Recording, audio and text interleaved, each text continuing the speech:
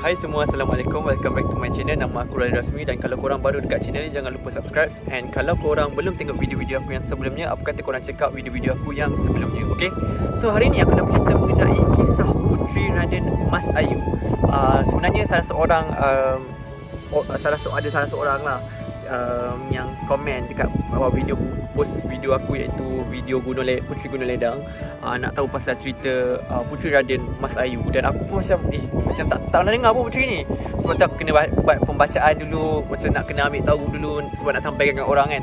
So aku rasa mostly kita tak pernah dengar mengenai Puteri Raden Mas Ayu, sebab cerita ni popular dekat Singapura. Sebab memang sejarah ni diceritakan berlaku di Singapura.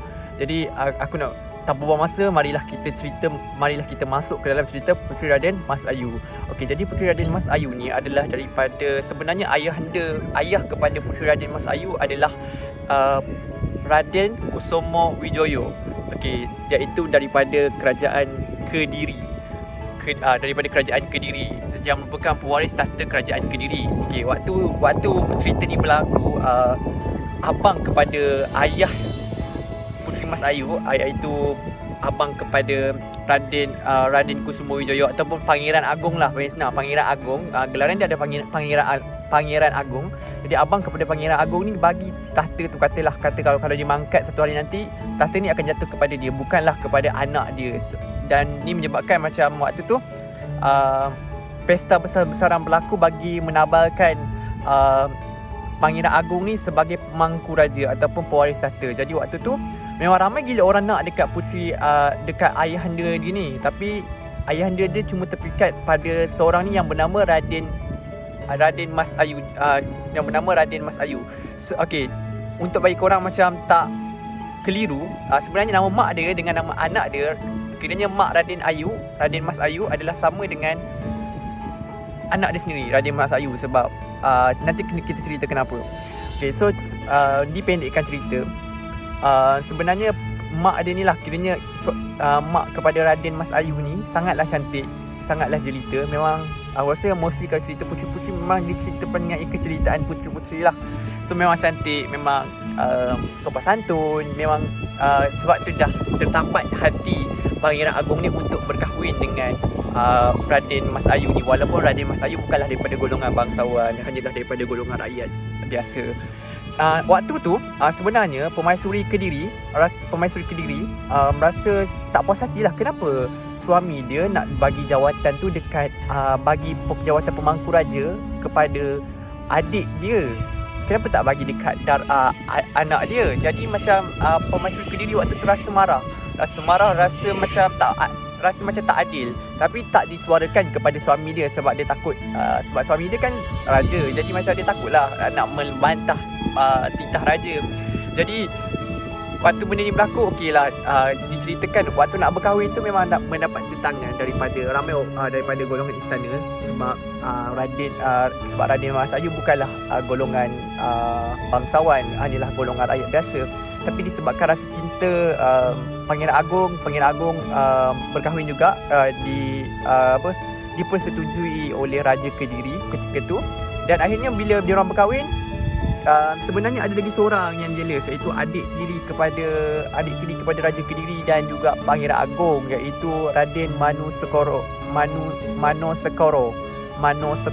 Nah, macam tu lah nama dia, Raden Manosekoro. Dia jealous sebab satu, dia rasa macam kalau betul nak bagi jawatan, kenapa tak bagi jawatan kat dia? Sebab dia pun adik, dikira pangkat adik lah walaupun adik tiri.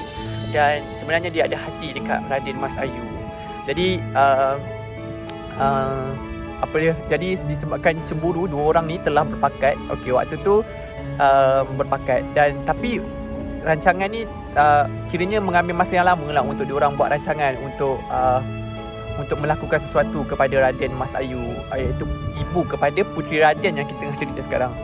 Okey, jadi cerita dia macam, okey, so diorang pun berkahwin dan mempunyai anak yang comel, anak yang cantik, iaitu Raden Mas Ayu lah. Tapi waktu tu tak diberi nama lagi. Jadi pada suatu hari Pangeran Agong ni pergi berburu kijang, pergi berburu, dan tinggallah si Raden Mas Ayu ni dengan anak dia yang masih kecil tu kat rumah. Dan apa yang diorang buat, apa yang Raden Manusakara buat adalah cuba untuk merogol Raden Mas Ayu, tapi tak berjaya. Dan disebabkan itu, dia ambil keris, dia tikam dekat Raden Mas Ayu yang waktu tu baru je melahirkan anak kan waktu tu. Dan kemudian dia bakar rumah tu lah atas rancangan dia dengan si Permaisuri waktu tu. Jadi dia tinggalkan macam tu, tapi dia tak sedar yang ketika tu si Raden Raden Mas Ayu yang telah ditikam tu rupanya tidaklah meninggal lagi ketika tu. Cuma berlumuran darah apa semua. Dia cuba untuk menyelamatkan anak dia, bawa keluar. Dan bila balik je dia panggil aku terkejut lah. Bila dah balik dia, tiba-tiba tengok anak, isteri dia dah berdarah, berlumuran darah dengan dah nazak bawa pegang anak. Dan tapi isteri dia sempat cerita lah siapa punya angkara ni semua, dan isteri dia pun meninggal lah selepas tu. Dan disebabkan tu Patih Kediri ataupun ni nak kata pembesar negeri, Patih Kediri rasa nak bunuh kedua-dua lah, Permaisuri dengan si Raden Manusakara tu, disebabkan oleh dia punya yalah benda rancangan jahat tu.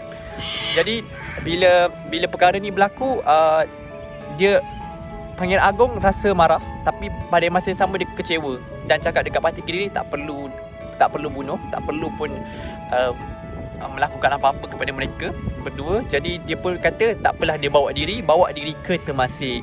Okey, aku rasa sampai sini dulu kita cerita. Nanti video seterusnya aku akan sambung pada nanti next video cerita seterusnya, sebab aku rasa macam nanti terlampau banyak sangat sebab cerita dia panjang. So nanti aku cerita balik untuk video yang kedua. So untuk korang yang nak tahu, jangan lupa like video ni, and nanti aku share pula video yang kedua. Okay, so thank you and semoga kita berjumpa di video yang kedua.